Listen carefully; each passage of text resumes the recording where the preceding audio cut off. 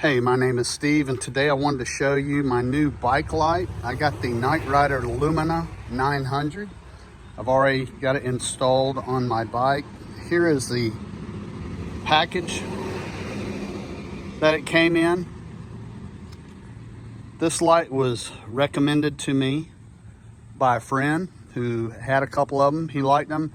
So I did a little research on Amazon and made this purchase, and so far I've been very happy with this light. The light installs very easily on your handlebar. There's a band, and you simply just wrap the band around and tighten it. So it's a very simple install. One of the things that I like, that I can install it loose enough that I can rotate it, because the light's quite bright, and if you're meeting someone coming towards you, I can kind of push it down so I don't blind the folks. So I do like that. It's however tight you want to wrap it around your handlebar. The light is also easily removable. You can remove it to charge it, or you can remove it and it will act as a handheld flashlight.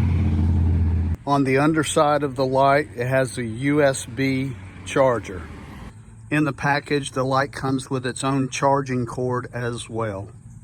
To turn the light on or off, you simply depress the button, and you can click it multiple times and it will change the brightness levels.